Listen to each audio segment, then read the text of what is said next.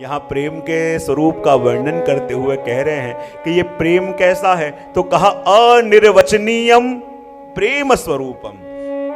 कहा कि प्रेम का स्वरूप ऐसा है कि यदि शब्दों में कहना चाहो तो उसे कहा नहीं जा सकता। कहते हैं प्रेम और भगवान दोनों में कोई भेद नहीं है।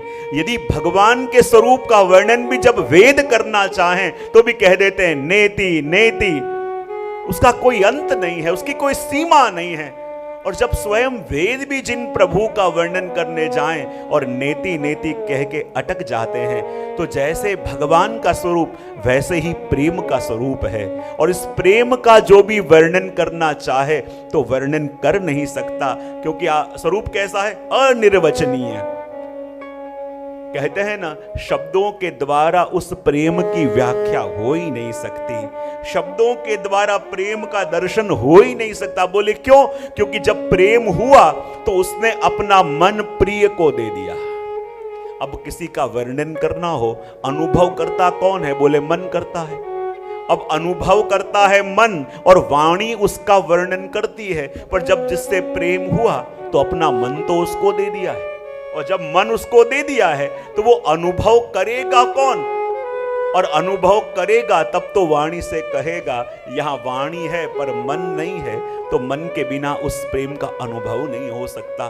तो कहते हैं यदि प्रेम अनिर्वचनीय है तो ये व्याख्याएं किसकी? तो कहते हैं प्रेम के दो स्वरूप होते हैं, एक बाह्य और एक अंतर। कहते हैं ये जब भी प्रेम का वर्णन कहीं हुआ है कि होता है तो वो मात्र बाह्य स्वरूप का वर्णन होता है। और बाह्य स्वरूप का वर्णन इसलिए होता है कि वो बाह्य स्वरूप का वर्णन यानी उंगली निर्देश है।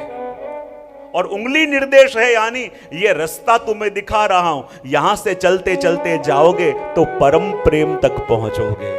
और कहते हैं परम प्रेम तक पहुंचोगे तो फिर वहां जाके प्रेम का अनुभव कर पाओगे। क्योंकि देखो, ये प्रेम का वर्णन भी हो सकता है वहां तक जब तक पानी में जाके आप पानी का वर्णन करना चाहो तो कमर तक, गले तक डूबे हो तो वर्णन हो रहा है, पूरे डूब गए तो वर्णन कर नहीं पाओगे। वर्णन करने के लिए बाहर आना पड़ेगा, और बाहर आया तो बाह्य स्वरूप का वर्णन हुआ। अंत स्वरूप का वर्णन तो वही कर पाता है या वही अनुभव कर पाता है कि जो स्वयं उसमें डूबा हो ना। और इसलिए तो कहते हैं कि जो बोले सो डूबे नहीं और डूबे, वही वर्णन कर नहीं सकते।